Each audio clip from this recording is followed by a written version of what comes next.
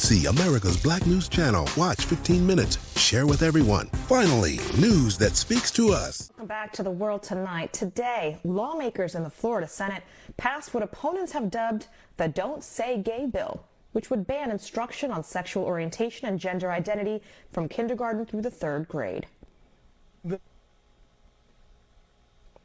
The measure, which now moves on to Republican Governor Ron DeSantis for his signature, has been called, quote, hateful by President Biden and criticized by LGBTQ advocates for the potential harm posed to students.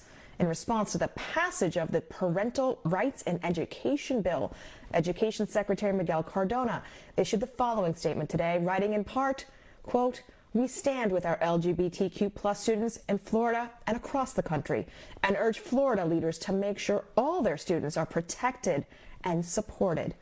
Joining us now, Florida State Representative Michele Rayner and Trimmel Gomes, political strategist and owner of Gomes Media. Welcome to both of you. State Representative, let's start with you. For our viewers who don't know, you are the first openly gay representative in Florida. How is your heart holding up today? Well, thank you so much for having me. And I'm actually the first openly LGBTQ Black woman to ever hold public office. I do have 2 other counterparts here in the legislature. You know, I mean, my heart is heavy. It was heavy yesterday, and it is heavy today. I think the thing that has been really keeping me going is the children, are the amounts of students that have come up here to have expressed their discontent with the government, to express, civil disobedience. So for me, while this is a sad day, this is a dark day in Tallahassee, and we've had many dark days here in Tallahassee during this legislative session. I'm hopeful because I know that the people of this state are with us, and I know that this is not the end. So, I know the governor's going to do his victory lap and he's going to, proclaim this as a victory. But I also know that that the people are with us. What impact does this have on LGBTQ students? And is there anything that can be done about it to help them as they try to negotiate this through the classrooms? Is that for me? Yes. Okay, thanks so much. I just want to make sure. I think one of the things, we have organizations like Equality Florida and other organizations on the ground. They're going to be helping our educators, and they're going to be helping our teachers and our students and their parents. And really, I think that we're kind of setting up that there's going to be constitutional challenges and legal challenges to this. But right now, what I would say to parents, what I would say to educators, keep doing what you're doing, keep affirming your students, keep loving your students, keep protecting your students. And there is no bill or no statute that's going to be able to stop a lot of educators from doing that. I know that that's a lot of the information and things that I've been receiving from my constituents. Trimmel, let's bring you into this. What is Governor DeSantis really trying to do? This bill does not exist in isolation in Florida alone. No, it does not. Many, as Representative Rayner pointed out, people are suggesting that this is just setting him up. It's more red meat for his base to be able to go on that victory lap to say he's been able to do X here in the Florida legislature. As you've heard, these representatives and those who are opposed to this, they're really taking the time now to tell students of Florida, the youth of Florida, that it's okay, those who are concerned after seeing the passage of this bill. Representative Rayner, there are a lot of children in Florida, just like anywhere else in America, that have 2 mommies, 2 daddies. If they're being exposed to this particular bill, and beyond the harmful impact, what does it do to the families when they have to sit down and tell their children what to anticipate, what to expect? The Republican sponsor of the bill, as you know, stated that this should be discussed at home, but it works itself out of the home into the workplace, into the schoolyard, and into the classroom. I mean, I think that's a great question because even though the Republican sponsor said this should be discussed at home, we have the governor's spokesperson calling people who are LGBTQ and folks who are opponents of this bill groomers and pedophiles. That so they've said the quiet part out loud, right? So now families who may have two parents of the same gender have to begin to have these discussions with their kids about the names they may be getting called or why they may be singled out. And I really want to talk about the intersection of Black folks and folks who are LGBTQ, because we understand that, we stand at the intersection of race and we also stand at the intersection of how we identify. So my concern is also for our marginalized communities that have to be dealing with these issues as well. And so for once again, we have a governor that has indicated through his spokesperson and also through himself that he does not like LGBTQ folks. He has a problem with Black folks. He has a problem with anyone that does not look like him, act like him, or love like him. And that is the message he's sending to our children.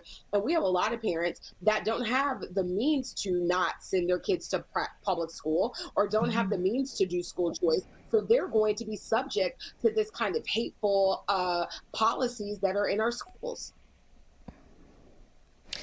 We have reaction from State Representative Shervin Jones from earlier today. It's when the bill passed. Let's take a listen. I never knew that living my truth would cause church members to leave my dad's church or friends to stop talking to me, or families to make jokes about who you are.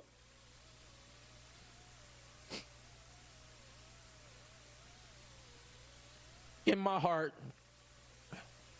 I don't believe any of you in here, my colleagues, many of who I've known for years,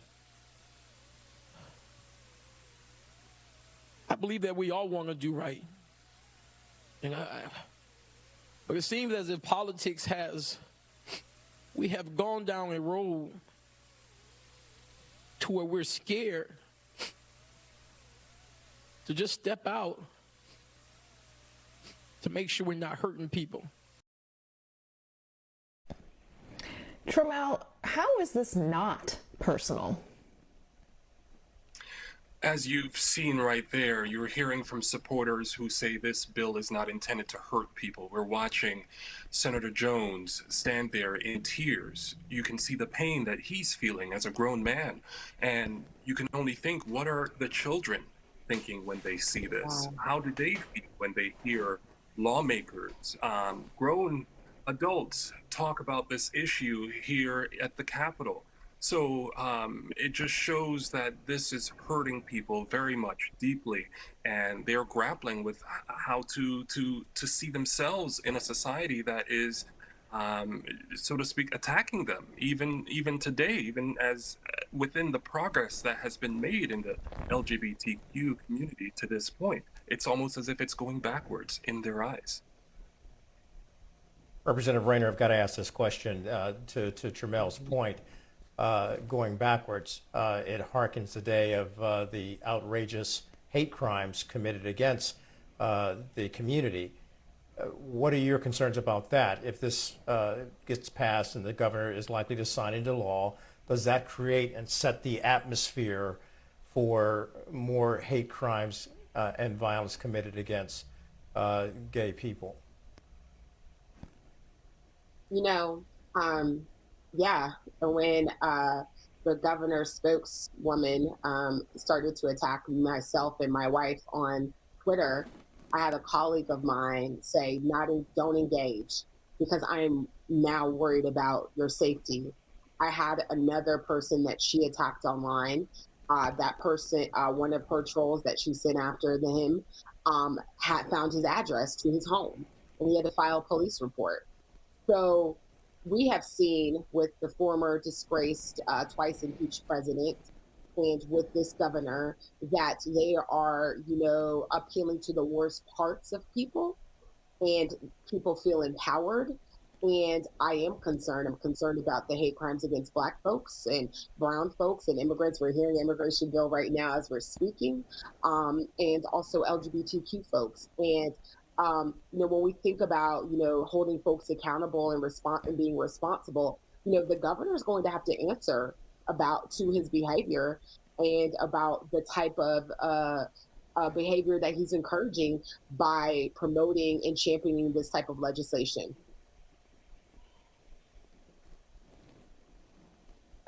We obviously will be talking about this for a while.